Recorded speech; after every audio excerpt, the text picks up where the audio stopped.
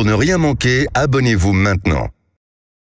Sud Radio Berkov dans tous ses états, le fait du jour. Il y a des choses quand même assez hallucinantes qui se passent, notamment auprès de quelqu'un que certains aiment, d'autres détestent, Donald Trump.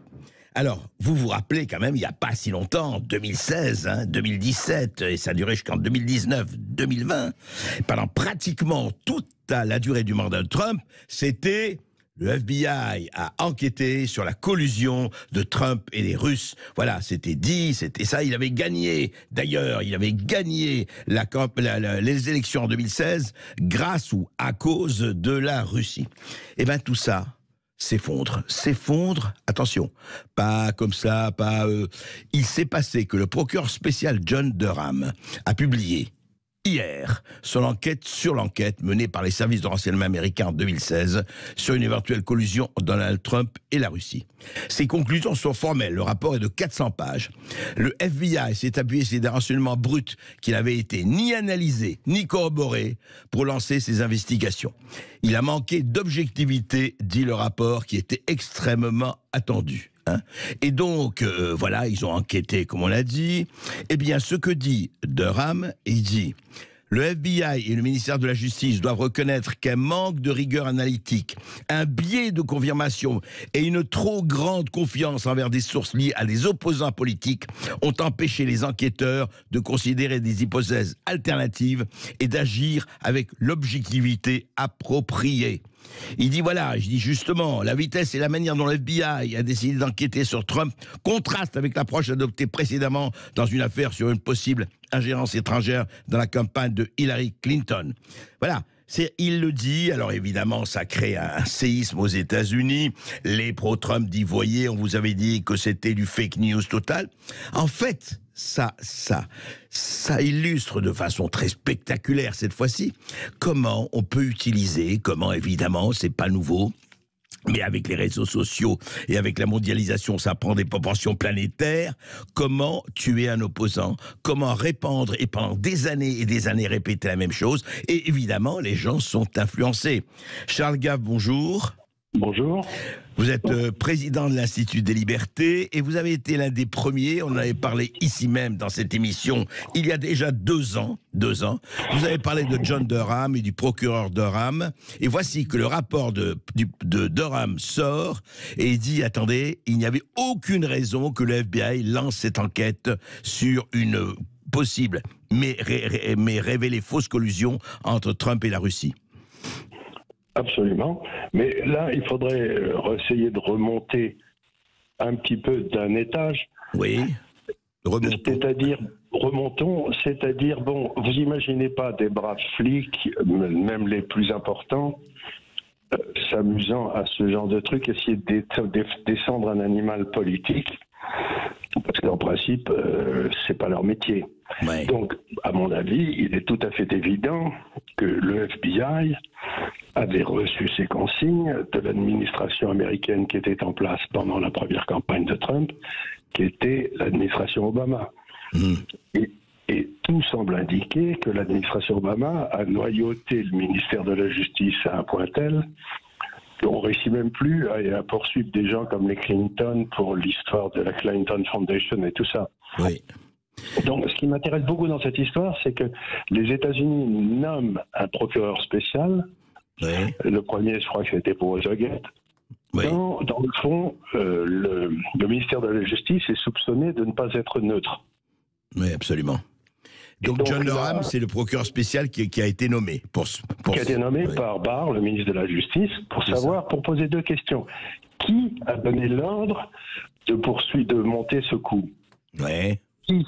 Alors, on sait maintenant que le coup a été monté, puisque c'est ce que vient de dire Durham, mais on ne sait toujours pas qui a donné l'ordre à ces sous-fifres de continuer à faire ça. Et ça ne peut être que l'administration Obama et Biden.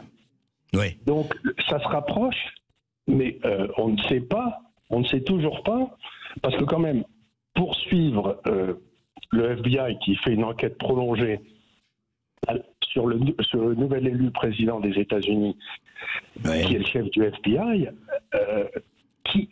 Comment est-ce possible? Vous voyez ce que je veux dire? C'est quand même un truc extraordinaire. Oui, il n'a pas pu faire ça, évidemment, sans instruction du sommet, en tout cas du commandement. Et le commandement, il est politique, il est Obama, il est Clinton. Et c'est Biden. Et Biden. Et Biden était président. Oui, il y a tout le monde sait qu'il y a eu une réunion. Oui. Vice-président, il y a eu une réunion, il y avait Biden, Obama, etc., où ils ont pris la décision, pendant la campagne présidentielle la précédente, d'essayer de se payer Trump avec ce dossier. Oui. Et l'empêcher d'être élu. C'était une des... L'idée, c'est de l'empêcher d'être élu, mais ensuite, il a été battu la fois d'après. Et par exemple, il y a eu un autre truc qui s'est passé, c'est que tous ces milieux qui détestent Trump, quand il y a eu l'ordinateur du fils de Biden, ils ont tous dit que c'était une manœuvre russe. Oui, exact. La collusion avec les Russes. C'est toujours la même excuse. Ouais. C'est toujours la même excuse, c'est-à-dire que vous ne pouvez pas voter pour Trump parce qu'il est vendu à l'étranger. Mais en fait, celui qui est vendu à l'étranger, c'est Biden. Oui, ça, on peut, je crois, sans risque de se tromper, mais vous avez vu que du coup, ils essayent d'enterrer l'affaire de l'ordinateur du fils Biden, dont on avait aussi beaucoup parlé, quoi. Ce qu'ils vont essayer de faire, c'est qu'ils vont ils vont essayer de l'inculper parce qu'il aurait eu une arme illégale ou n'importe quoi. Et quand quelqu'un est inculpé, vous pouvez plus en parler, ni chercher des preuves, ni quoi que ce soit. Donc si vous voulez enterrer une affaire de concussion avec des pouvoirs étrangers, vous inculpez le fils de Biden pour une histoire de port d'armes idiote. Et puis on n'en parle plus, quoi. Mais comment ça se fait? Ça veut dire que dans la loi américaine, s'il est inculpé, pendant qu'il est inculpé, on ne peut plus en parler? Non, exactement. Si vous êtes inculpé, par exemple, vous passez devant le Congrès, la Chambre des représentants, là, qu'on pose des questions, le type va répondre, écoutez, une enquête est ouverte, je peux rien vous dire. Ah, d'accord. Ah oui, c'est une bonne manière d'enterrer la chose. C'est ce qu'ils vont essayer de faire. Oui. Mais est-ce que, à votre avis, Charles Gave, vous connaissez bien les États-Unis, est-ce que ça peut influer plus ou moins, autant soit peu, sur les élections américaines qui, je le rappelle, auront lieu l'année prochaine? Ben oui, ça peut avoir une influence parce que au fur et à mesure que le temps passe, Trump a de plus en plus l'image d'un type qu'on a vraiment cherché à martyriser, quoi. Et je te le poursuis, alors que les gars qui devraient être poursuivis ne sont jamais poursuivis. Lui, il a encore eu un procès de viol aux fesses, le pauvre vieux, et il s'est retrouvé avec une fille qu'il n'a jamais vue.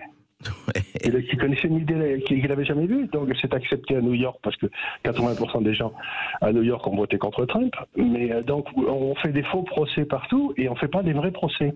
Et ben, les gens vont finir par voir la manœuvre. Hein. Mais Charles Gave, à votre avis, alors après ce rapport de Rame, vous voulez dire on ne va pas pouvoir prouver, parce que, et ça on comprend, l'empire du mensonge il est pas mal, on va pas pouvoir prouver qui a donné l'ordre très spécifiquement, ou en fait, ou c'est une réunion de gens qui ont donné l'ordre.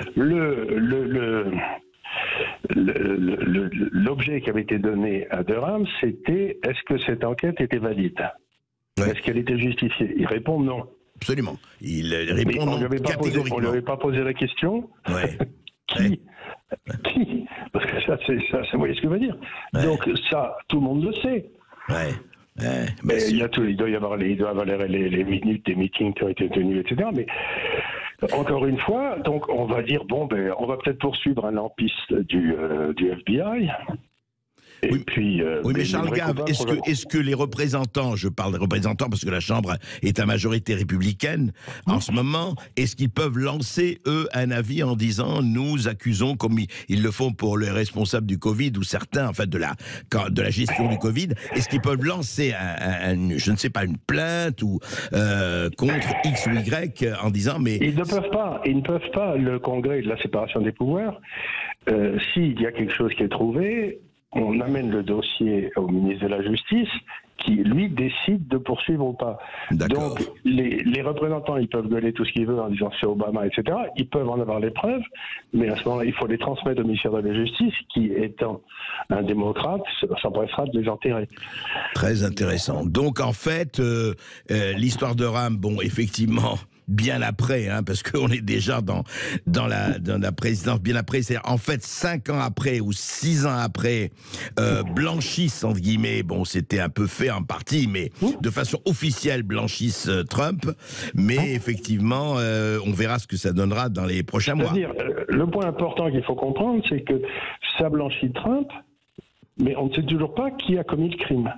Oui. On sait que Trump n'a pas commis de crime, mais le simple fait de demander une enquête sur Trump, c'était un crime, et on ne sait pas qui a donné cet ordre-là. Ouais. Sud Radio André Berkoff. Ça balance pas mal. Berkoff dans tous ses états, ça balance pas mal sur Sud Radio.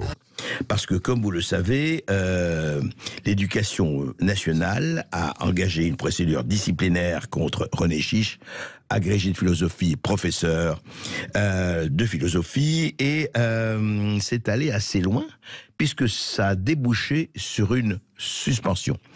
Et je voudrais dire bonjour René Chiche. Bonjour, bonjour à tout le monde. Je voudrais savoir, quand on suspend un professeur, ça veut dire quoi concrètement ? Alors d'abord, la suspension, c'est sans traitement. En fait, l'intitulé exact, c'est exclusion temporaire de fonction d'une durée de 3 mois, privative de salaire, privative de l'avancement pour la retraite, l'avancement... Privative totalement de salaire. Totalement privative. Donc c'est une sanction très très lourde. Et c'est une sanction qui est infligée aussi, permettez-moi de le souligner, mais à mes élèves. C'est-à-dire que c'est une sanction lourde qui concerne habituellement des agents, des personnels qui ont commis des fautes dans l'exercice de leurs fonctions. Et elle n'a de sens que de ce point de vue-là, si l'on y réfléchit bien. Or, là, je suis sanctionné très lourdement à cause de mon activité sur Twitter. On y reviendra sans doute, mais elle n'a aucun rapport avec mon activité en classe. Donc, si l'on avait voulu être un tout petit peu cohérent, on aurait pu simplement me couper, à défaut de me couper la langue, ou de me couper la tête, ou de me couper les mains, on aurait pu tout simplement me couper mon compte Twitter ou m'avertir et me dire écoutez monsieur Chiche, ça suffit. Encore que même cela eût été scandaleux, car après tout j'ai le droit de m'exprimer non seulement en tant que citoyen, en tant que responsable syndical. Je suis porte-parole du syndicat Action et Démocratie de la CFE-CGC. Et c'est à ce titre que je suis sur Twitter, parce que je n'ai aucun intérêt personnel à me mettre en lumière en réalité. Je le fais et j'accepte de le faire uniquement pour participer à la communication de mon syndicat. Sur d'ailleurs des sujets qui sont très souvent, qui concernent la plupart du temps d'ailleurs l'éducation nationale. Non mais on va rentrer dans le détail, simplement. Donc ma suspension, c'est quelque chose. Moi je suis dans la vie réelle. Je suis comme les Français, le 15 du mois, j'ai du mal à finir le mois. Donc, est-ce qu'on peut vous demander votre traitement ? Combien vous Alors, j'ai un peu plus de 3 000 euros, parce que je suis, même plus que 3 500 euros, parce que je suis agrégé à leur classe, au dernier échelon de leur classe. Donc, bon, tous les professeurs n'ont pas ce salaire-là.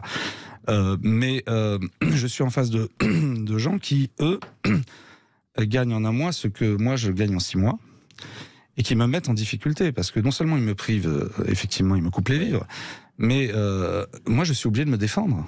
Et ils vous ont appliqué le traitement, et je dois dire que ça a été le traitement qu'ils ont appliqué aux soignants non vaccinés, qui ont été suspendus, eux, pendant 1 an et demi. Alors, il y a même des professeurs qui ont été effectivement suspendus, y compris des universitaires qui ont été suspendus, parce que, par exemple, ils avaient refusé de porter le masque, enfin, c'était exprimé là-dessus dans leur cours. Mais dans l'université, on jouit d'une certaine liberté qu'on appelle la liberté académique, qui n'est pas reconnue aux professeurs du second degré et du premier degré.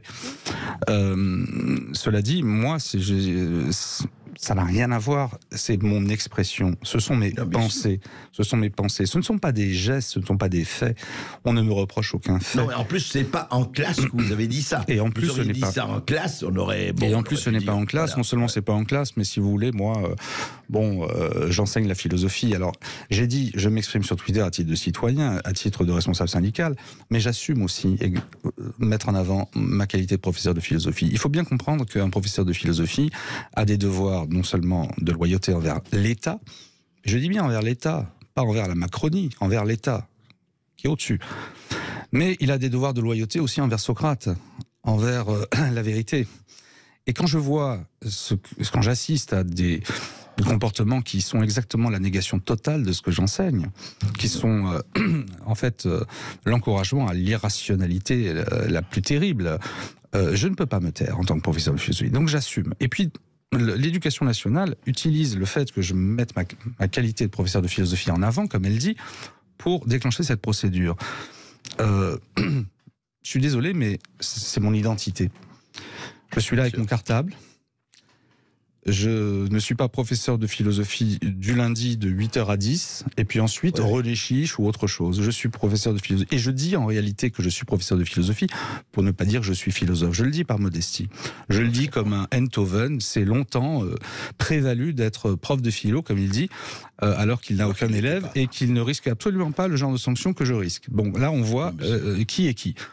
Alors, moi, effectivement, je suis maintenant dans une situation très difficile.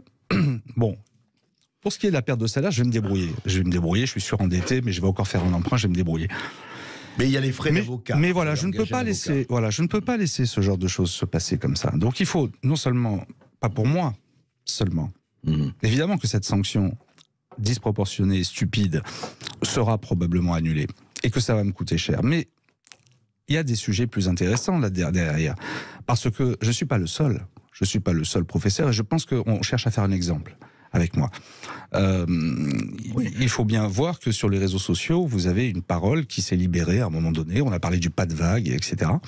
Vous avez des gens qui souffrent dans l'éducation nationale. Vous avez des gens qu'on dépossède de leur métier, dont on détruit le métier, qui ont des choses à dire, mais qui n'osent pas, qui n'osent pas parce qu'ils ont peur.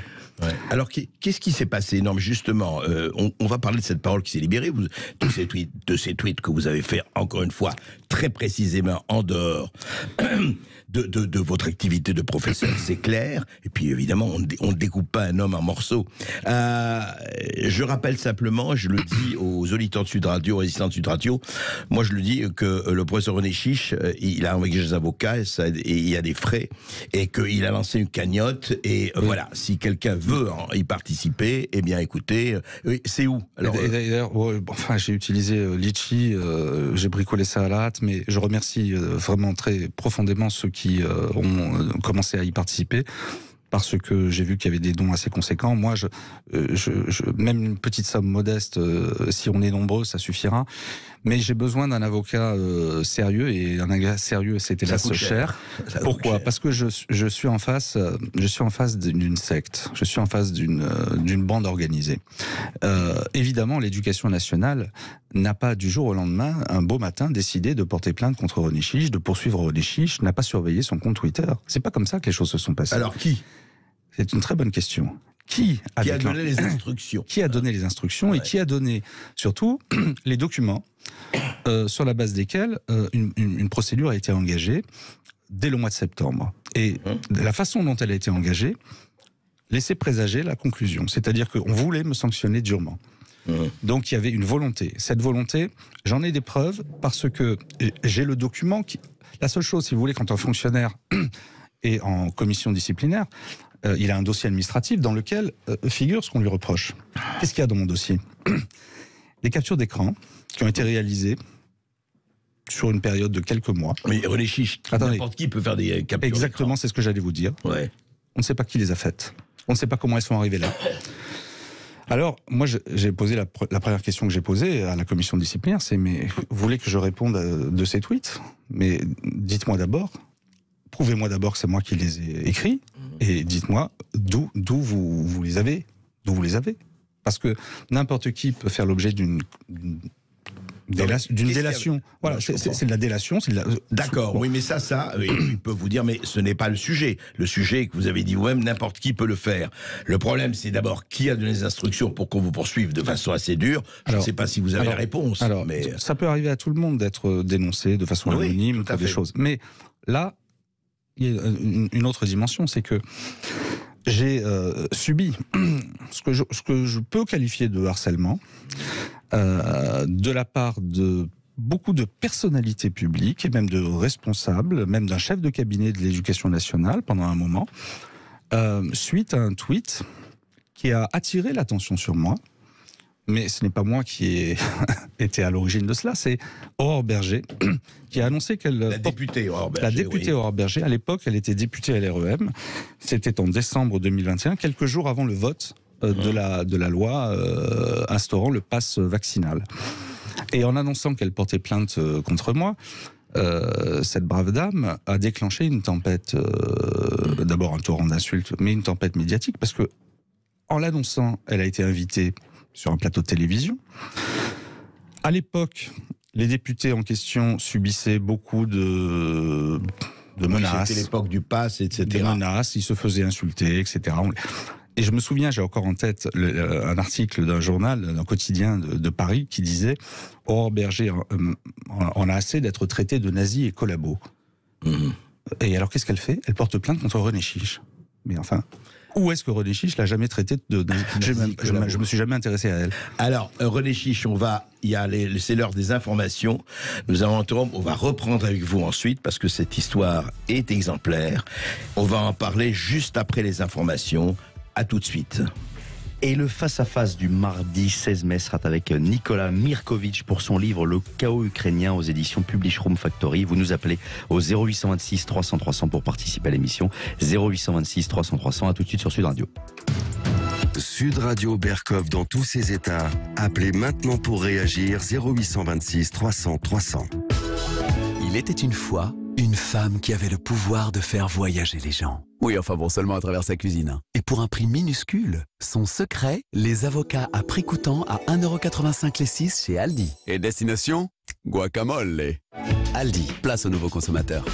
En ce moment chez Aldi, vendu en filet, variété As, origine Pérou, Tanzanie, Mozambique, Afrique du Sud ou Kenya. Offre valable jusqu'au samedi 20 mai. Info sur aldi.fr. Salut Alex! Tiens, salut, qu'est-ce que tu fais là? J'ai un truc à te demander. Tu sais que je suis en plein travaux. Alors comme t'es artisan, j'ai besoin de conseils. Tu vas où pour ton matos? Pour l'outillage, c'est Big Mat. Et les matériaux? Toujours Big Mat. Tu sais, eux aussi, ce sont des pros. Pour les pros et les particuliers. Artisan, quelle que soit votre activité, Big Mat est à vos côtés et vous accompagne sur tous vos chantiers. Professionnels et particuliers, trouvez le magasin le plus proche de chez vous sur bigmat.fr. Big Mat. Les bâtisseurs ont leur maison. Alors nous, on voudrait une cuisine avec des tiroirs qui font chut. Mais pas trop quand même. Un bruit silencieux, quoi. Voilà. Avec SoCook, tout est clair pour votre cuisine, même si vous ne l'êtes pas toujours. Voilà pourquoi, dès le premier rendez-vous, vous obtenez un plan, des vues 3D et le devis détaillé de votre cuisine. SoCook, des cuisinistes pas comme les autres. Écoutez Sud Radio Rouen en DAB+. Sud Radio. J'ai trouvé la tenue parfaite sur Privé by Zalando. Privé by Zalando? Oui, c'est le nouveau nom des ventes privées Zalando. Chaque jour, tu trouves des articles mode, accessoires et maison jusqu'à moins 75%. Moins 75%? Mais c'est quoi l'adresse de ton bon plan? L'application ou le site zalandoprivé.fr. Réduction effectuée par rapport au prix non conseillé, détail de l'offre sur zalandoprivé.fr. Qu'est-ce que l'APER fabrique encore? Eh bien cette fois-ci, l'APER fait dans la réduction qui fait bien les choses. 20% pile poil sur l'article que vous voulez acheter. Cuisine, salle de bain, menuiserie, jusqu'au 21 mai en magasin ou sur le site. Et en ce moment des enseignes qui font 20% sur ce que vous voulez. Vous en connaissez combien? L'APER. Il n'y en a pas deux. Magasin ouvert le jeudi 18 mai. Liste des magasins et conditions sur laper.fr. À tous ceux qui font le pont, et aux autres qui, eux, ne font pas le pont, mais qui arriveront un peu plus tard vendredi, prendront une petite pause café, puis une longue pause déj, puis encore une petite pause café, et repartiront un peu plus tôt, parce que eux, au moins, ils sont venus et c'est déjà pas mal. Ce jeudi, Intermarché vous offre un bon d'achat de 5 € des 30 € d'achat en magasin. Intermarché, tous unis contre la vie chère. Le jeudi 18 mai 2023. Bon d'achat valable pour de futurs achats du vendredi 19 au dimanche 28 mai. Liste des magasins et modalités complètes sur intermarché.com. Vous êtes bien sur Sud Radio, il est presque 13h. Parlons vrai. Les informations avec Mathieu Bellissario. Bonjour Mathieu. Bonjour à tous. Pour eux, pas question de baisser les bras. Les syndicats souhaitent toujours le retrait de la réforme des retraites. Ils vont pouvoir le dire à Elisabeth Borne. La première ministre reçoit à partir d'aujourd'hui les partenaires sociaux à Matignon pour tenter de relancer le dialogue social et aborder d'autres dossiers sur le travail ou les hausses de salaire. Des entretiens en 2 temps ce soir avec la CFDT et FO et demain avec la CGT notamment. Le projet de loi Industrie verte, il a été présenté ce matin par Bruno Le Maire en Conseil des ministres. Le texte a pour objectif de faire de la France la première nation de l'industrie décarbonée en Europe. Parmi les mesures, le ministre de l'économie a annoncé la création d'un plan d'épargne vert pour les mineurs avec un taux d'intérêt supérieur au livret A. Dans le reste de l'actualité, un conducteur blessé par balle par un policier après un refus d'obtempérer. Ça s'est passé la nuit dernière à Saint-Denis. Le chauffard a foncé en direction des forces de l'ordre qui ont ouvert le feu. L'homme a été touché grièvement à la tête et évacué vers un hôpital. C'est la maladie chronique la plus fréquente en France. Elle touche environ 17 millions de personnes. Près d'un adulte sur 3 souffre d'hypertension artérielle. Un problème, la moitié d'entre eux l'ignorent, selon Santé publique France, qui pointe du doigt le manque de dépistage, notamment depuis l'épidémie de Covid. Ce chiffre alarmant, plus 30% d'agressions physiques homophobes l'an passé en France. Dans son rapport annuel publié aujourd'hui, SOS Homophobie parle d'une hausse inquiétante. L'association a recensé une agression physique tous les 2 jours en 2022 dans l'Hexagone. En bref, mention passable, le niveau de lecture et de compréhension des écoliers français n'a pas progressé. Il s'est stabilisé en 2021 malgré le Covid, mais reste en dessous de la moyenne européenne. Voilà ce qui ressort d'une étude internationale menée dans 57 pays tous les 5 ans. Et puis le foot, une chose est sûre, il y aura un club milanais en finale ce soir. L'Inter Milan reçoit le Milan AC en demi-finale retour de la Ligue des Champions. Avantage aux interistes qui l'avaient emporté 2-0 à l'aller. Coup d'envoi de la rencontre à 21h. Voilà pour l'actualité. Merci d'être avec nous. Merci beaucoup Mathieu Bellissario. La météo Sud Radio. Le temps avec Rémi André, une météo qui s'arrange sur la moitié nord.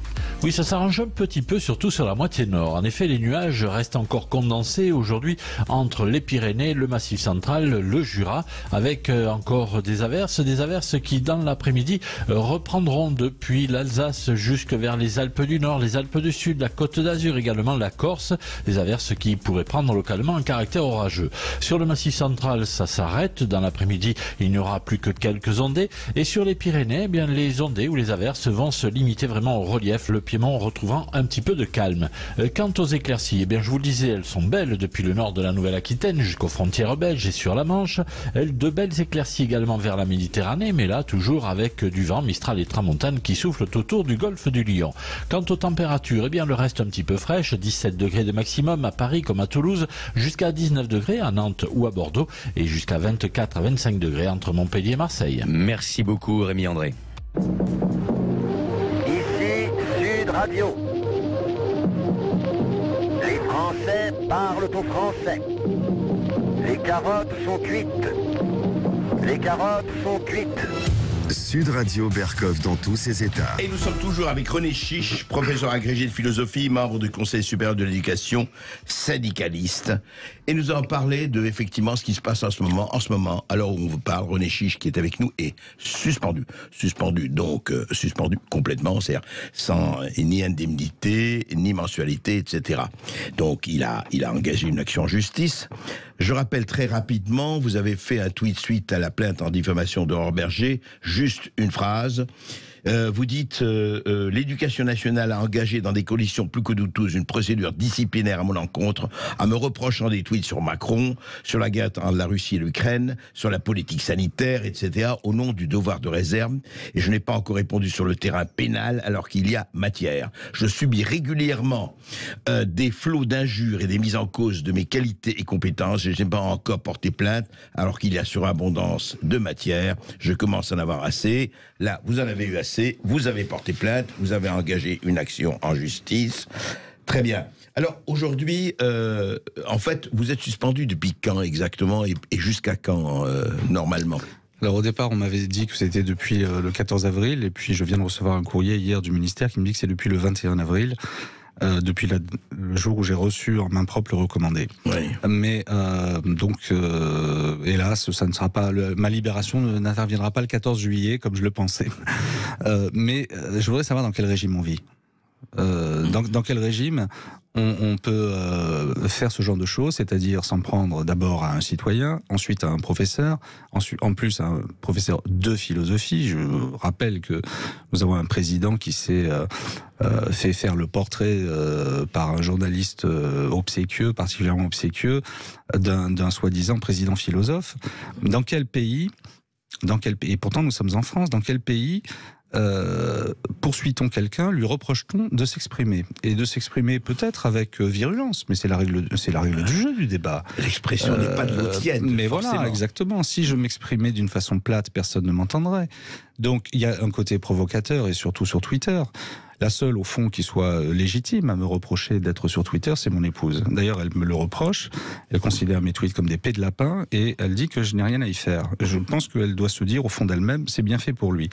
Mais à part ça, c'est pas, voilà, il y a un vrai sujet, si vous voulez, d'intérêt général, parce que on peut pas se permettre de laisser passer une chose comme ça. On peut pas se permettre. En plus, je suis responsable syndical et on peut pas m'agiter le devoir de réserve pour me faire taire. Non, mais ce qui est étonnant dans cette histoire, quand même, René Chiche, c'est, encore une fois, je me pose la question en tant qu'observateur. Hein, moi, je ne prends pas parti ou quoi que ce soit, mais pourquoi, ayant vu ces tweets, on vous a pas envoyé une lettre, mettons, d'avertissement même.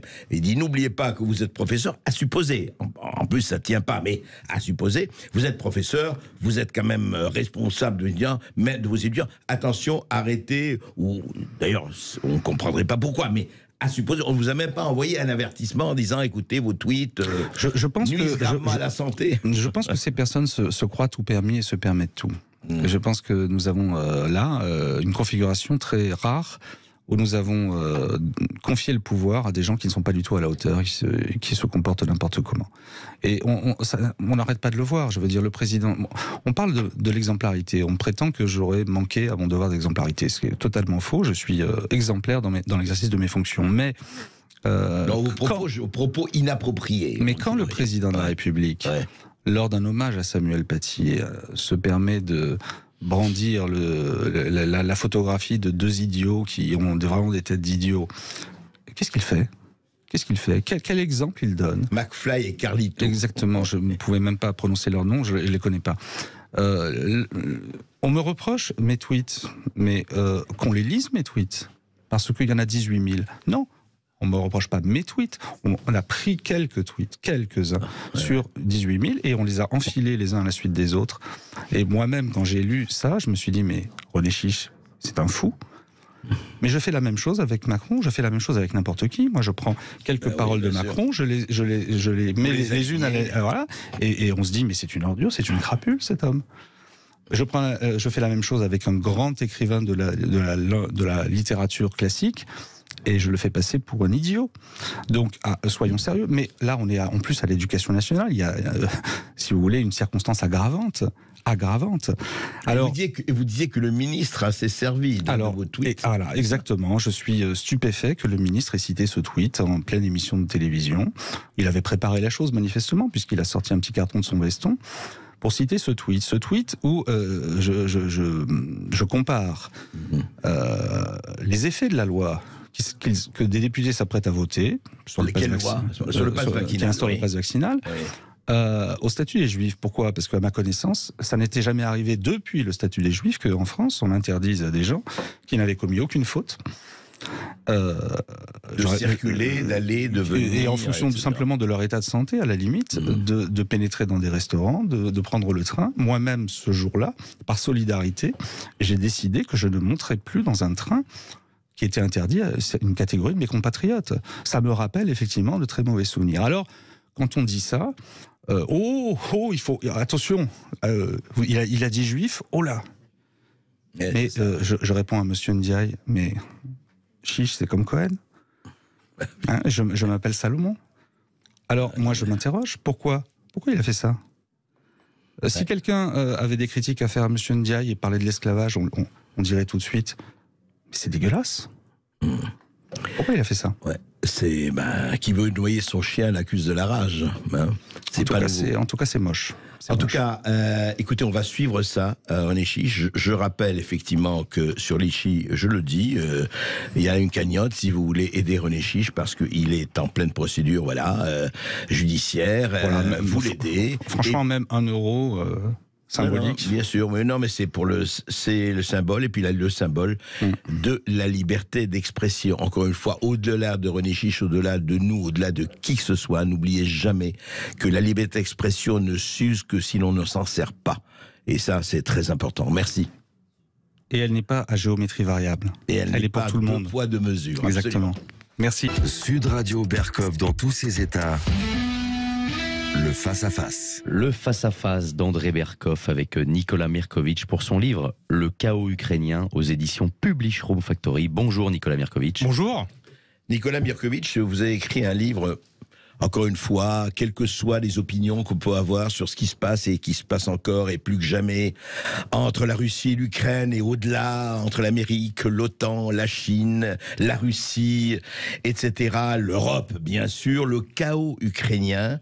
Et ce qui est intéressant, c'est que vous retracez cette histoire, et vous remontez à loin. Je rappelle, vous remontez, d'ailleurs, on va en parler, en 91. Vous dites c'est une guerre commencée en 91. Oui. Pas en 2002, pas en 2004, pas en 2014, même au moment du Donbass, et évidemment pas en 2022, au moment de l'invasion russe. Ça remonte à très loin.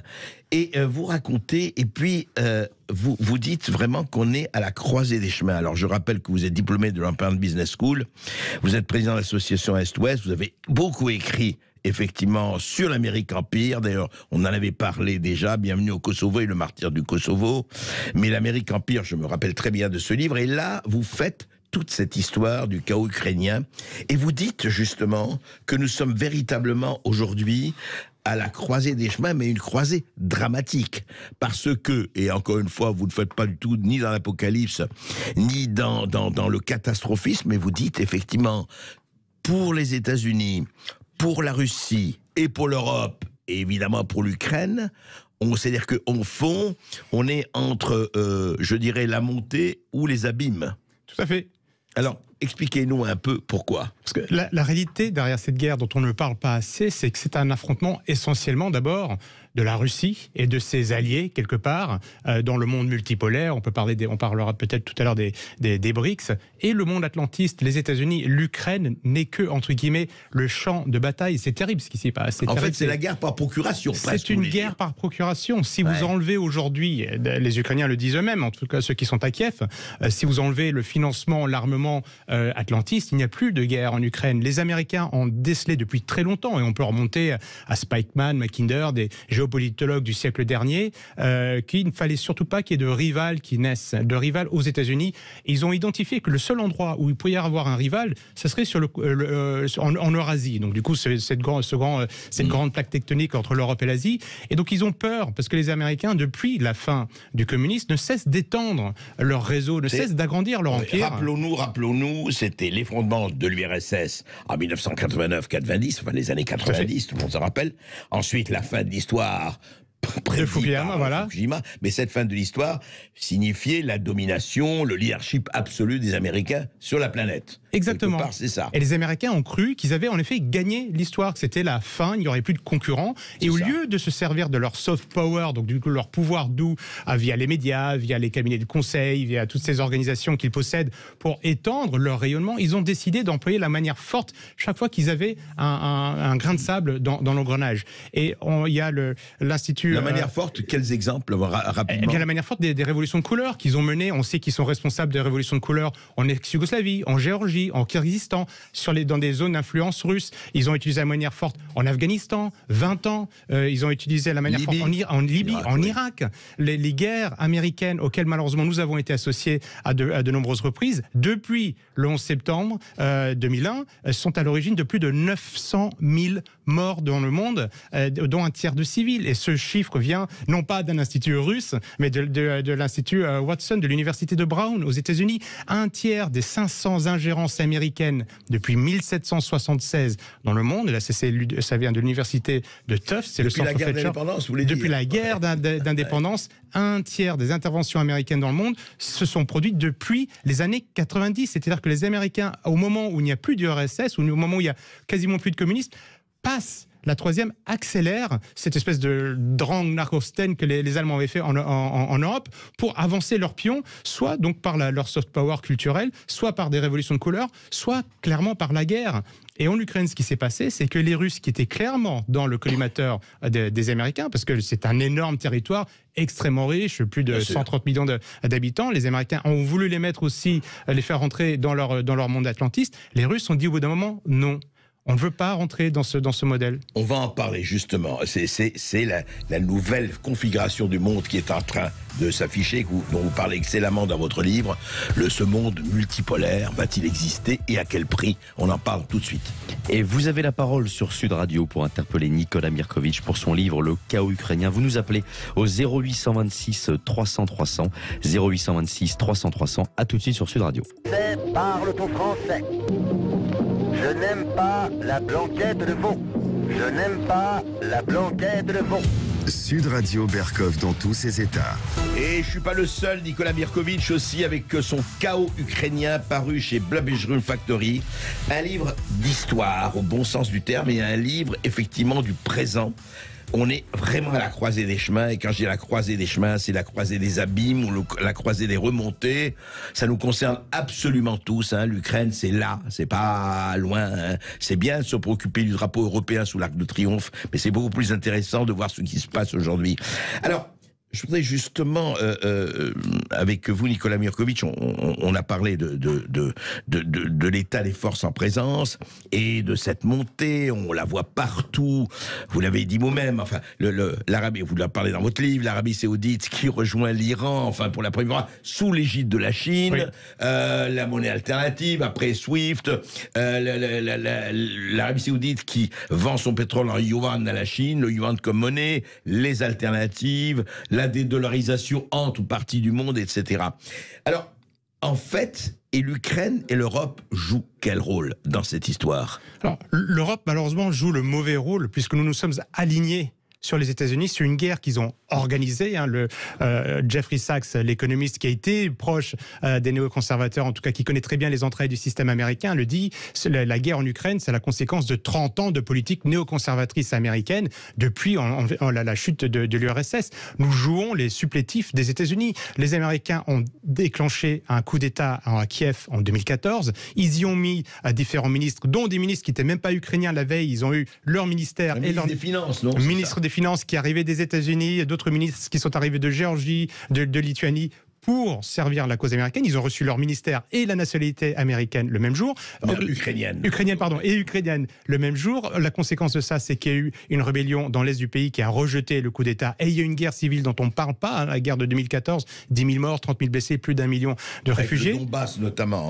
Au Donbass. Oui. Donc, et au lieu de chercher la paix, qui est notre rôle, moi on m'a toujours dit que l'Europe c'était la paix, on ne voulait plus la première ni la deuxième guerre mondiale. Et je souscris à 100% à ça. C'est terrible ces guerres. Et pour avoir été sur le lieu au Donbass plusieurs fois avec mon association Ouest-Est, pour avoir vu la guerre, je peux vous dire que personne a envie de vivre ça. Nous jouons le rôle des Américains qui font tout pour éloigner la Russie du reste de l'Europe. Michael Hudson, l'économiste, un des seuls économistes qui avait prévu la crise de 2007-2008, dit la crainte des Américains est de perdre leur protectorat américain. Les Américains ont peur que nous trouvions des façons intelligentes de travailler avec la Russie, avec la Chine, avec l'Asie, où les États-Unis ne seraient plus dans l'équation. Donc la stratégie de Washington est de séparer définitivement aujourd'hui la Russie, demain la Chine, pour pouvoir garder ce protectorat européen. Et nous ne jouons pas notre rôle. On doit tout faire. On a des voisins, on a des frères qui sont en train de se battre. Et Zelensky fait le tour des chancelleries pour récupérer des armes. Quand est-ce qu'on a parlé une seule fois du mot paix? On doit parler de la paix. Oui, c'est difficile. Oui, il y a des crimes, mais des deux côtés. Oui, il y a une situation qui... Nicolas Mirkovic, il faut aussi dire, alors vous allez peut-être expliquer, mais enfin, faut pas oublier que c'est Poutine qui a déclenché en février 2022 les hostilités en envahissant l'Ukraine. Tout à fait, et au détriment du droit international. Et c'est dommage. Mais il faut évidemment rappeler que cette guerre qui a commencé, il y a eu 10 000 morts avant dans cette frontière en Ukraine. Il y avait une guerre civile entre Ukrainiens, on ne le rappelle pas, on dit toujours les Ukrainiens d'un côté et les Russes de l'autre. Ce n'est pas vrai. Les Ukrainiens se battent ensemble. Depuis, l'Ukraine est une construction assez récente. Exactement. Et le sud et l'est de l'Ukraine ne sont pas d'accord. Donc il y a ce conflit qu'on a vu pendant la Première Guerre mondiale. La Deuxième Guerre mondiale, les nationalistes ukrainiens étaient du côté des nazis. Il y avait d'autres Ukrainiens qui étaient du côté des soviétiques. Donc du coup, les Ukrainiens ont cessé de se battre ensemble. Et les Américains savent très bien jouer sur ces zones pivots. Ils ont joué de cette opposition entre Ukrainiens pour éloigner la Russie. Ils ont tiré la Russie dans ce conflit, parce que maintenant, aujourd'hui, qui va aller travailler avec la Russie? C'est quasiment impossible, tant qu'il y a cette situation de guerre. Donc, les hydrocarbures, les richesses qui venaient de Russie ne viennent plus directement en Europe. Et donc, du coup, nous, on est un peu... On s'est enfermé dans une mauvaise position, et en plus assez hypocrite, parce que les ressources russes sortent de la Russie, sont retravaillés ou raffinés en Inde et reviennent chez nous. Donc on voit bien que ça nous dessert. Oui, et puis d'autres partenaires sont arrivés avec la Russie. Exactement. Les BRICS, etc. Exactement. Et les Russes sont, eux, en train de constituer un modèle alternatif au modèle atlantiste. N'oublions pas que les sanctions, c'est l'Institut Wilson, une institution américaine qui a fait cette statistique, les sanctions sont appliquées par des populations qui représentent 16% de la planète. C'est-à-dire qu'une infime minorité des habitants de cette planète... Ce qu'on appelle l'Occident. Exactement, c'est le modèle atlantiste. C'est 16% de la planète. 16% de la planète, vous rajoutez le Japon, vous avez l'Australie, vous avez 16% de la planète. L'ensemble de la population mondiale ne veut pas de sanctions. Tout le monde veut trouver une situation pacifique en Ukraine. Et en plus, ça permet à la Russie de continuer à se développer. Notre économie va très très mal, entre autres, à cause des sanctions. Il n'y a pas que ça. N'oublions pas que pendant le Covid, on a imprimé des millions et des milliards d'euros. L'inflation existait bien avant. Et l'inflation existait. Exactement. Mais les Russes, ils sont en train de continuer à travailler avec les Chinois, avec le reste de l'Asie, avec le Moyen-Orient, l'Afrique, l'Amérique du Sud. Donc du coup, on peut dire que cette politique de sanctions, elle nous dessert, elle nous fait mal, mais elle ne fait pas si mal que ça à la Russie. Donc du coup, l'Europe, là-dedans, n'a rien à gagner en suivant la politique américaine. Nous devons débrayer notre politique étrangère de la politique américaine et régler cette affaire entre Européens. Nicolas Virkovitch, quand vous dites ça, c'est un vœu pieux, parce qu'aujourd'hui, on a encore vu hier Macron qui a reçu, Emmanuel Macron qui a reçu Zelensky avant de recevoir les grands chefs d'entreprises internationaux à Versailles, 13 milliards, et puis encore une fois, il n'a jamais été démenti, notre brillant ministre de l'économie et des finances qui voulait mettre à genoux l'économie russe et qui a réussi ô combien. On a l'impression que, et on a vu comment il était reçu par le Premier ministre anglais, qui a dit on va vous fournir un avion de chasse, etc., comme Macron. En fait, on n'est pas là, on n'est pas du tout dans ce monde-là. Hein, on n'y est pas du tout. Le général de Gaulle disait déjà dans les années 60 que le problème c'était l'Empire américain. On le voit concrètement aujourd'hui. On est gouverné par des élites qui ont été irriguées pendant des années par l'atlantisme, l'américanisme, qui rêvent de Disney, qui rêvent de tout ça, et qui appliquent la politique américaine. Et cela se fait à notre détriment, parce que ce n'est pas du tout de notre intérêt d'entrer en guerre. La France doit être faiseur de paix, elle ne doit pas être faiseur de guerre. On est impliqué directement dans la guerre maintenant, c'est-à-dire qu'on a choisi un camp. Donc ça peut se faire contre nous si jamais ça va encore plus loin. Qu'est-ce qu'on va faire? Est-ce que les Français vont aller un jour, du coup, si on suit la logique, aller se battre pour Kramatorsk, pour Rivne, pour Kiev? Alors, on vous dit à ce moment-là, Nicolas Virkovitch, voilà, c'est un esprit de collabo, mourir pour Danzig, on va rappeler ça. Hein, oui, mourir pour Danzig. Bien sûr, sauf qu'on voit l'hypocrisie. J'aimerais bien voir toutes ces personnes qui sont pour renvoyer ces armes aller se battre. Moi, je suis pour la paix, je vais faire des missions humanitaires au Donbass, en zone de guerre. Mais ce que je suis pour la paix, que ceux qui veulent la guerre aillent envoyer leurs propres enfants ou aillent se battre eux-mêmes, qu'ils y passent 1 heure et on verra s'ils pensent que c'est toujours une bonne idée. Les gens ne se rendent pas compte que des morts s'amoncellent par milliers et c'est triste pour tout le monde. Tout le temps, au quotidien, quel que soit le camp. Et on sait qu'un jour ou l'autre, ça va s'arrêter. Il va falloir reconstruire. Il va falloir, comme Français et Allemands ont su le faire, comme Français et Anglais dans le passé ont su le faire. Donc, rapprochons ces dates le plus tôt possible. Et il faut à tout prix lutter contre cette logique belliqueuse, comme s'il y avait en plus les bons d'un côté et les méchants de l'autre. On n'est pas dans un film hollywoodien, c'est beaucoup plus complexe que cela. Bien sûr. On va continuer à en parler, Nicolas Virkovitch, avec nous, et après les auditeurs de Sud Radio, qui, j'en suis sûr, ont beaucoup de questions à vous poser. Et vous souhaitez intervenir sur Sud Radio dans l'émission Berkov dans tous ses états, vous pouvez au 0826 300 300, vous pouvez interpeller Nicolas Virkovitch pour son livre Le chaos ukrainien. À tout de suite sur Sud Radio. Sud Radio. Les Français parlent au français. Les carottes sont cuites. Les carottes sont cuites. Sud Radio Berkov dans tous ses états. Et puis je crois qu'il faut rappeler, Nicolas Virkovitch, vous le rappelez longuement dans votre livre, justement ce qu'est une nation, le rôle des nations. D'ailleurs, vous commencez par ça, puis vous citez Ernest Renan un peu plus tard. Il y a quand même ça, et il faut dire que Kiev et l'Ukraine, encore une fois, ce n'est pas du tout parce qu'ils ont montré effectivement qu'ils existent en tant que nation. Ils se battent très bien, il y a une résistance. Rappelons-nous quand même qu'on pensait que la Russie allait avaler l'Ukraine en 3 jours. Bien sûr. Et puis, ça ne s'est pas passé comme ça. Donc, il y a eu un vrai nationalisme ukrainien, une vraie conscience du peuple ukrainien, en tout cas, bon.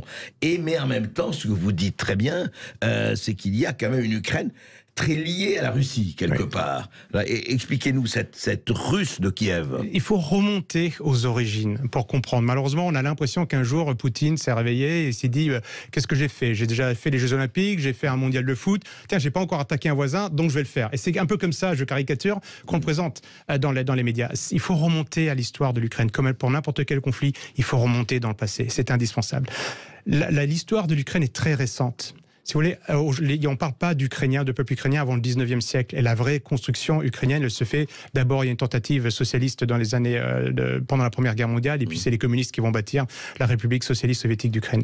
Si on remonte plus loin dans le passé, la Russe de Kiev... Ah oui, c'est les communistes qui ont bâti, ça s'appelait la République socialiste soviétique d'Ukraine. Voilà, donc il y avait soviétique et Ukraine. Exactement, la première fois que l'Ukraine existe en tant qu'État, c'est sous la forme de République socialiste soviétique d'Ukraine au sein de l'Union soviétique. Et donc ça, en quelle année ça? En 1922.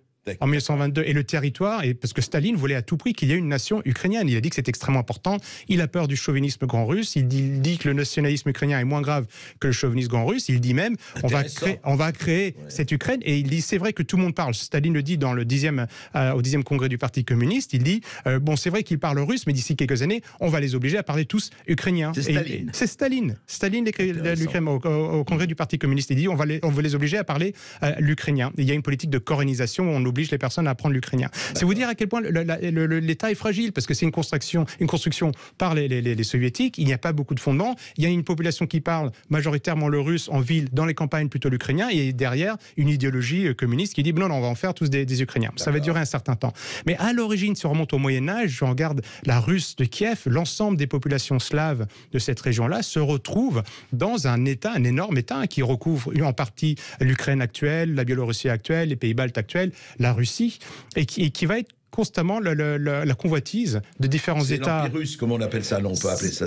On peut appeler ça l'origine de l'Empire russe. Et la Kiev est la mère, donc ça c'est les chroniques de Nestor du Moyen-Âge, Kiev est la mère de toutes les villes russes. C'est ça. Et donc vous avez une partie des Russes qui vont, donc du coup ils vont quasiment tous être sous la domination des Mongols, puis ils vont se libérer, et au moment où les Russes se libèrent des Mongols, une autre partie des Russes de cette Russe de Kiev est sous la domination des Lituaniens et des Polonais. Et ça va durer 400 ans. Et l'Ukraine, justement, l'origine du mot Ukraine, c'est une zone frontière, c'est une marche militaire. Et pourquoi est-ce qu'on part d'Ukraine dans le passé? On n'en parle pas comme d'un État. Il y en a plusieurs dans le monde slave. C'est paradoxal. Hein. C'est le pont qui est devenu un mur. Exactement, c'est le pont qui est devenu un mur. Et cette région-là, on l'appelle Ukraine parce que c'est la zone frontière où les Russes d'un côté, Polonais et Lituaniens de l'autre essentiellement, vont se battre régulièrement sur 400 ans, pendant 400 ans, et c'est pour ça qu'on parle d'Ukraine. Donc on fait l'Ukraine. Et on fait l'Ukraine. Et donc on part d'Ukraine comme d'une région, d'une zone frontalière jusqu'au 19e siècle, où parmi une partie de l'élite russe de l'époque, ils se disent, nous on est des Russes méridionaux, on est des Russes différents des autres, et on va reprendre ce nom, il s'appelait Malorusse à l'époque, ils créent ce nom d'Ukrainien, ils prennent ce nom d'Ukrainien. Ce qui ne veut pas du tout dire que les Ukrainiens n'ont pas le droit d'avoir un pays, mais il faut bien comprendre, il faut remonter aux origines, parce que dans la construction de l'Ukraine, tous ne veulent pas être indépendants, tous ne veulent pas parler ukrainien. Et c'est là où il y a les Ukrainiens de l'Ouest qui ont une conscience effectivement plus... extrêmement nationaliste. Et les russophones qui veulent garder leur langue russe. Exactement. Etc. Moi, lors d'une mission l'année dernière, j'étais à Gorlovka, sous les bombardements, je parlais avec un professeur de langues étrangères qui disait, mais moi je suis ukrainienne, mais je me sens plus proche de Moscou que de Kiev et de l'Union européenne. Donc du coup, pour moi, c'est important qu'on ne sépare pas l'Ukraine, mais si elle doit être séparée, moi, je préfère être plus proche de la Russie.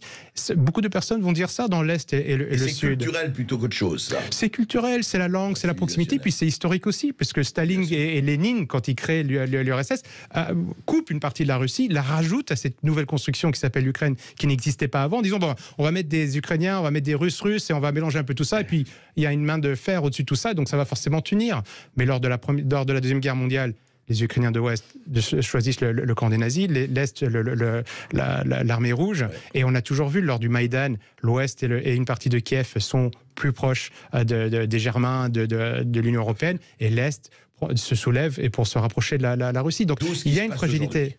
Voilà, exactement. Il y a une fragilité et les Américains les atlantistes appuient sur cette fragilité parce qu'évidemment, comme il y a une fragilité, c'est plus facile de fomenter la guerre. Et on est sur la frontière russe. Donc il était évident, à partir de 2014, à partir du moment où il y avait ce coup d'État, que ça allait mal se terminer et que ça allait se terminer en guerre comme ça. Et alors, quid d'aujourd'hui? Alors, on voit où on en est, on va pas... le tableau, on le connaît, en tout cas, les personnes qui écoutent, notamment Sud Radio, je fais de la... Mais c'est vrai, enfin, on essaye d'être le plus fidèle possible à ce qui se passe, sans parti pris.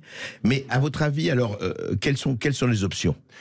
Il y en a plusieurs. Alors, je suis pas devin, mais ce qui est certain, les c'est options, on ne dit pas que ça va se passer comme ça. Ni les Américains, ni les Russes ne peuvent perdre. Ça, c'est sûr et certain. Ça serait là aujourd'hui, les États-Unis sont en train de jouer leur hégémonie. Il y a un gagnant et un perdant. Il y en aura un, forcément. Ouais. Mais aujourd'hui, aucun des deux ne peut perdre. Et les Russes, si Poutine a engagé ses forces en Ukraine et qui est obligé de battre en retraite, c'est un désaveu pour Poutine total. Et les Américains savent que la prochaine étape, ou pour organiser une révolution de couleur, ou pour faire tomber, on va dire, l'état d'esprit anti-atlantiste, ça sera la Russie. Et la prochaine étape des Américains, c'est la Chine, qui est le véritable rival économique. Donc du coup, on sait que les Chinois, ils n'ont pas tellement intérêt à ce que les Russes perdent non plus. Et derrière les Chinois, il y a une partie de l'Asie, une partie de l'Afrique, toute une majorité du monde, on peut dire les Brésiliens aussi sont dans ce groupe de personnes qui veulent faire tomber le modèle atlantiste, le modèle américain né après la Deuxième Guerre mondiale, avec la construction d'institutions comme le FMI, comme la Banque mondiale.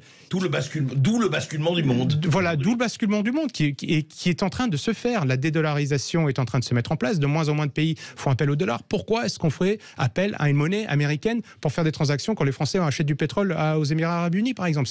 Ça n'a aucun sens. Donc, ce mouvement est en marche. Les Américains ont peur de ça. Janet Yellen, la secrétaire d'État à la Finance, le disait encore récemment, il faut qu'on fasse attention.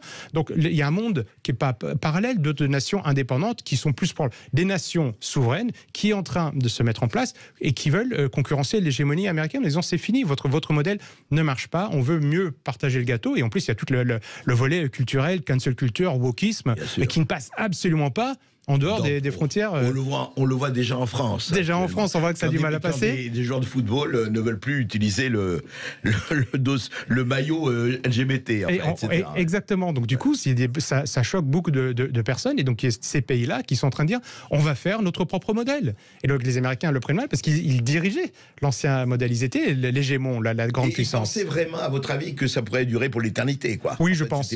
Oui, c'est pour ça que Francis Fukuyama part de la fin de l'histoire. Ils étaient aveuglés par leur propre hubris. Vous savez, c'est Icare qui se croit tellement grand qu'il va se rapprocher du soleil. Et donc voilà. Et au bout d'un moment, ses ailes fondent, il tombe, il chute. C'est ce qui est en train de se passer à l'Empire américain et c'est ce qui se passe à tous les empires. C'est la certitude de l'Empire, c'est qu'au bout d'un moment, il chute. Nous, Français, devons nous dire attention, réveillons-nous avant de chuter avec l'Empire américain. Il est temps de se réveiller. Encore faudrait-il qu'il y ait une Europe. Oui, ça. Rappelez-vous Kissinger, l'Europe, je veux bien, mais c'est quoi le numéro de téléphone? Oui, ça c'est certain. Et on voit bien, malheureusement, dans ce contexte de guerre en Ukraine, que l'Europe est aux abonnés absents. À part récolter des fonds, à part parler de guerre, trouver de l'argent qui n'existait pas pour les retraites, qui n'existe pas pour les hôpitaux, qui n'existe pas. Voilà, ça, on arrive à trouver de l'argent pour des armes, pour tuer, pour la guerre, chez les frères. C'est même pas à l'autre bout du monde, ce qui serait déjà assez cynique, mais là c'est pour des frères européens. Les Ukrainiens et les Russes, ils seront toujours là après. Il y en aura certainement moins des deux côtés, mais ils seront toujours là après la guerre. Donc on a intérêt à nouer des meilleures relations avec eux le plus tôt possible, quoi. Donc l'Europe est aux abonnés absents. Donc je pense que cet appel d'un monde multipolaire doit susciter le sursaut du réveil des nations européennes qui se disent au bout d'un moment, notre construction européenne nous a pas protégés pendant les différentes crises, ne nous protège pas actuellement. Réveillons-nous et reprenons un peu notre destin en main. Et je pense que l'État européen qui aura le courage de se dire attendez, je veux un autre monde que le modèle atlantiste, aura tout à gagner et les dividendes de la paix et la grandeur. La France devrait jouer ce rôle. Écoutez, on va voir Nicolas Mirkovic si ça reste un vœu pieux ou pas. En attendant, nos auditeurs, Lucien. Tout de suite, on se retrouve avec nos auditeurs au 0826 300 300. Vous nous appelez pour interpeller Nicolas Mirkovic pour son livre Le chaos ukrainien aux éditions Publish Room Factory. A tout de suite sur Sud Radio.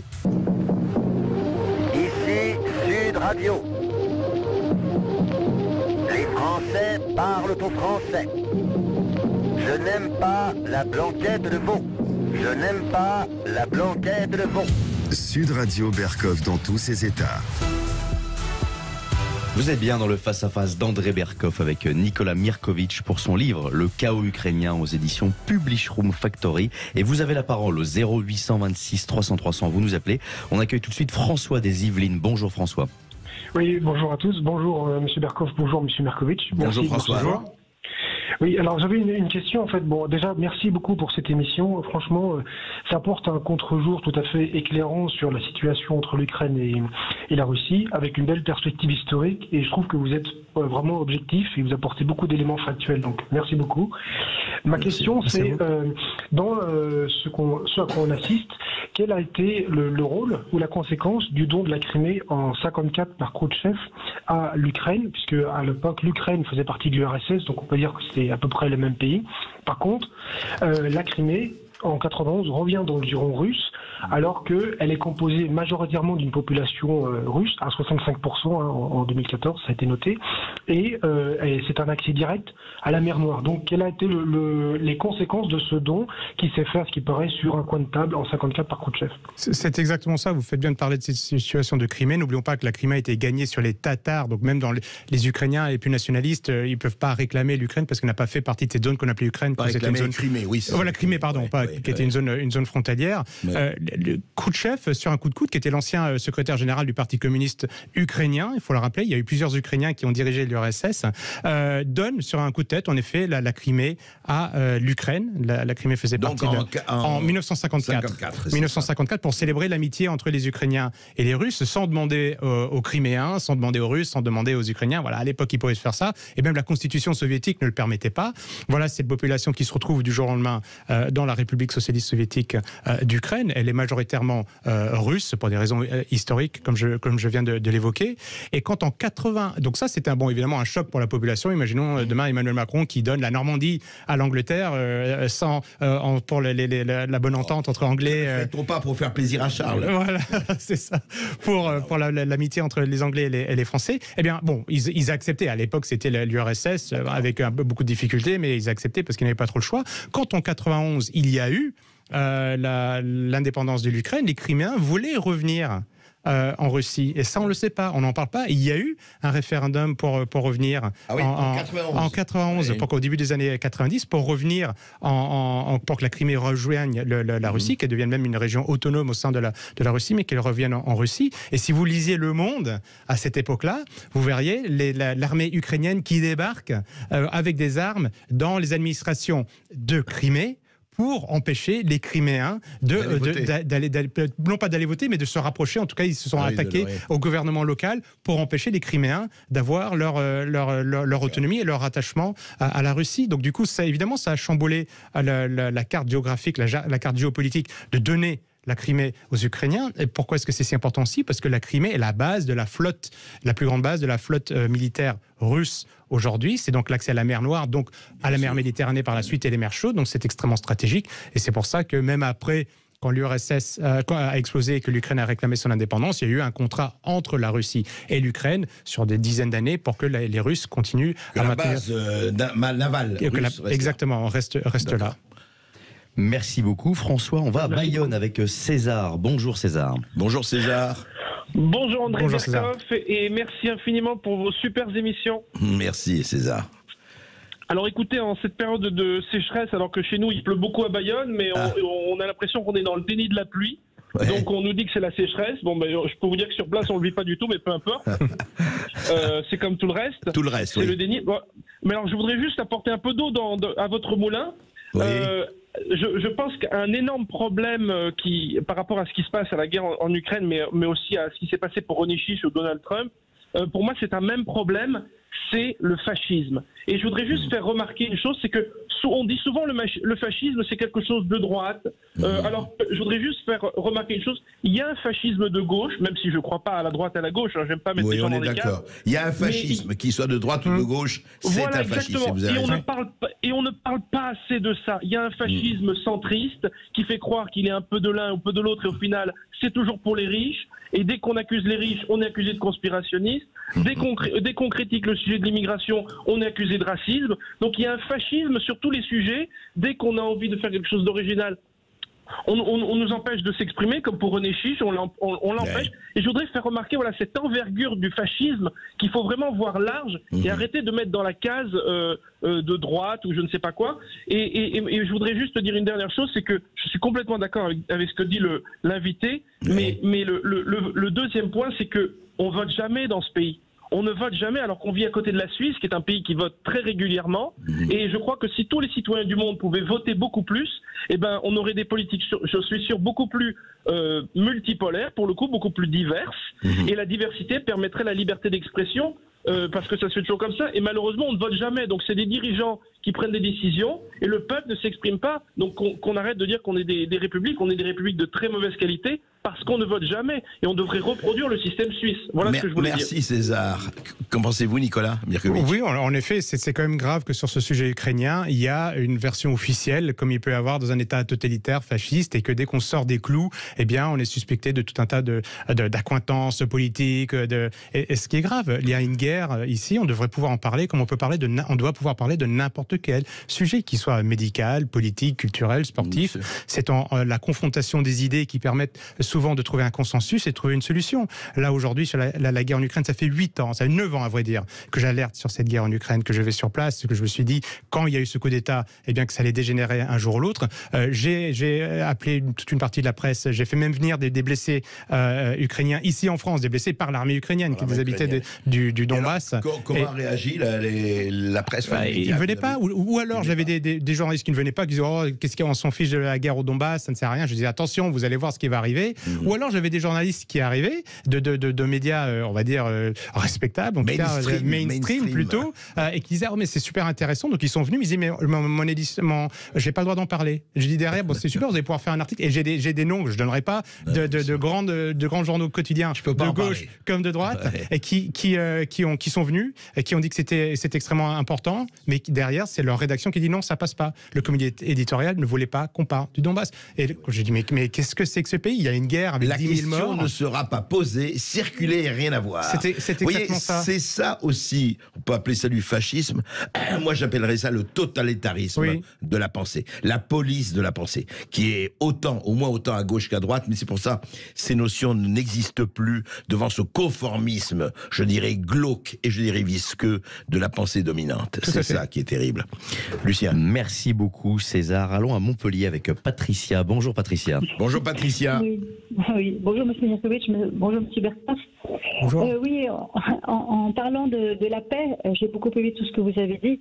Est-ce qu'il ne serait pas possible de faire un partage de l'Ukraine avec un côté entre guillemets bien sûr oriental et un côté occidental pour que on puisse trouver un moyen de faire une paix un petit peu en négociation avec M. Poutine ou autre, je ne sais pas. Nicolas Mirkovic. C'est une bonne idée. C'est une possibilité. Au bout d'un moment, si les Ukrainiens, depuis le XXe siècle, n'arrêtent pas de se battre, ne se mettent pas d'accord ce que c'est que la définition de l'ukrainien. Vous avez des Ukrainiens qui parlent russe. Je rappelle que Zelensky, à l'origine, est un russophone et qu'il a dû apprendre l'ukrainien, et surtout une fois qu'il a eu le pouvoir. Mais vous avez d'autres russophones qui n'ont pas envie d'apprendre l'ukrainien. Si au bout d'un moment, il faut séparer le pays en deux, parce que du coup, c'est un gage de paix, c'est peut-être ça la solution. Il faudra néanmoins que ces deux rives, peut-être du Dniepr, ou ces deux peuples arrivent à travailler ensemble, parce que c'est quand même fou pour l'Europe de se scinder. On n'arrête pas de nous parler de l'Europe. Ils l'ont fait en Yougoslavie. Hein. Ils l'ont fait sans scrupule en Yougoslavie. À coups de bombe. L'OTAN a bombardé complètement illégalement, sans autorisation du Conseil de sécurité des Nations Unies, la Serbie, les infrastructures civiles, des hôpitaux. Ce qui est fou, Nicolas Mirkovic, vous leur en parlez, il y a une conscience nationale ukrainienne, ils l'ont prouvé avec courage d'ailleurs, quel que soit ce qu'on peut penser, ils l'ont prouvé depuis le février 2022. Mais est-ce qu'au fond, est-ce que la culture, la civilisationnelle, est-ce que ça fait une séparation entre les Ukrainiens de l'Est et les Ukrainiens de l'Ouest ou pas? L'erreur a été magistrale, et on a une part de responsabilité, nous, du côté atlantiste, c'est qu'on a misé sur le nationalisme ukrainien. Le nationalisme, qui est un nationalisme primaire, qui est un nationalisme qui s'est surtout défini comme un nationalisme anti-russe. Et Mikhail Dragomanov, qui est un des pères du nationalisme ukrainien, disait « Attention, nous avons une tare qui est que nous avons des peuples que nous détestons, les Juifs, les Polonais, les Russes. Et il faudrait faire attention, et ça c'est donc un des pères du nationalisme ukrainien qui le dit, donc il y a plus de 100 ans, si des personnes comme ça arrivaient au pouvoir, on se ferait des ennemis de nos voisins. Et n'oublions pas que les nationalistes ukrainiens ont fait des choses terribles. Il y a eu des massacres de Polonais pendant la Deuxième Guerre mondiale. Et Stepan Bandera qui disait que le nationalisme ukrainien s'inspirait du national-socialisme. Hein. Donc du coup, n'oublions pas ça. Eh bien, on a misé sur ce nationalisme-là pour faire tomber Yanukovych en 2014 et faire le coup d'État. Or, ce nationalisme, il est radicalement hostile aux Ukrainiens de l'Est. Si on voulait une Ukraine apaisée, il fallait trouver un terrain d'entente et pour les ukrainophones et pour les russophones, et certainement pas exalter les héros de la Deuxième Guerre mondiale qui ont massacré les voisins, qui ont massacré les Ukrainiens de l'Est. Il y a des monuments pour les Ukrainiens de l'Est tombés pendant la Deuxième Guerre mondiale. Ils se sont battus contre les Allemands et contre des Ukrainiens qui étaient pro-nazis. Donc comment est-ce qu'on a pu croire qu'en soutenant ces mouvements néo-nazis, en les encourageant au Maïdan à faire tomber Yanukovych, ils n'allaient pas en profiter pour changer la société? Ils ont quand même dit pendant cet Euromaïdan qui voulait interdire l'usage de la langue russe, qui est une langue qui est parlée par des millions d'Ukrainiens, qui se disaient avant, mais je suis ukrainien, je parle russe, ça posait pas un problème, sauf qu'aujourd'hui, maintenant, avec la guerre, depuis qu'il y a eu ce Maïdan et cette division, bien ils disent, attendez, mais moi je suis russe, mais si je n'ai pas envie qu'on m'oblige à parler une autre langue. Ça, l'erreur. L'Ukraine apaisée, ça veut dire qu'il faut, c'est ce que disait cette Ukraine apaisée, ça veut dire qu'il faut détruire cette idéologie qui est réellement raciste et anti-russe, anti-russophone. On peut prendre, Lucien, on peut prendre le dernier auditeur. Richard de Toulouse. Bonjour Richard. Oui, bonjour à vous. Ben, sur ce sujet grave, moi j'ai une question. Que peut-on faire en tant que simple votant, on va dire? Est-ce qu'on peut espérer qu'un groupe politique, même soit-il minoritaire, très minoritaire à l'Assemblée nationale, puisse déposer une proposition de loi pour limiter, voire neutraliser le financement de la guerre, comme disait M. Hollande lorsqu'il s'est piégé, jusqu'au dernier Ukrainien? Ça serait une grande œuvre humanitaire, donc on peut l'espérer et on verra ce qui en sortira.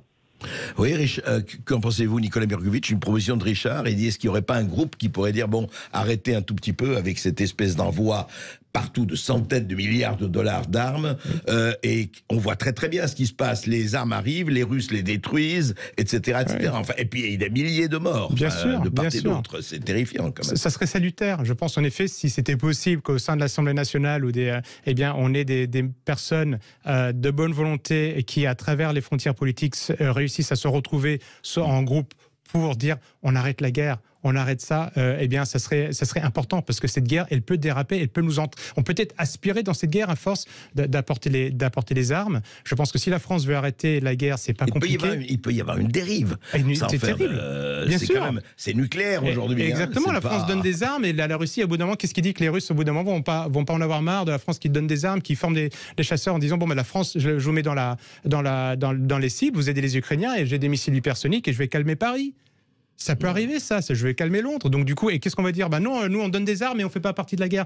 Ça ne marche pas. Donc, il faut désescalader. C'est dans l'intérêt de l'ensemble de l'Europe. D'autant plus que nous traversons une crise économique très importante. Donc, du coup, il faut chercher la paix. Et je pense que déjà, ce pour quoi il faut qu'on milite, c'est demander, peut-être juste que dire, l'Ukraine ne rentrera pas dans l'OTAN, puisque c'est ça le problème avec la Russie. On négocie, on discute la paix. On ne va pas donner un chèque en blanc à Poutine et à la Russie, mais on dit pourquoi est-ce que l'Ukraine devrait rentrer dans l'OTAN? On dit non, si c'est ça le problème. Et la guerre va s'arrêter très rapidement. Si on arrête le financement, les armes, et qu'on dit que l'Ukraine ne rentrera pas dans l'OTAN, ça va s'arrêter. Après, la négociation politique commence, c'est une vraie négociation. Exactement. Comme Français et Allemands ont su le faire, comme Français et Anglais ont su le faire. Ils vont y arriver. Voilà. C'est pas la première guerre en Europe. Donc, non, c'est vrai. Et il faut arrêter ce chaos ukrainien que vous décrivez excellemment, Nicolas Mirkovic. Merci beaucoup. Merci beaucoup, chers auditeurs, d'être toujours aussi nombreux à nous écouter. Et merci à Nicolas Mirkovic pour son livre Le chaos ukrainien que vous pourrez trouver aux éditions Publish Room Factory. Tout de suite, l'émission de Brigitte Lahaye. À tout de suite sur Sud Radio.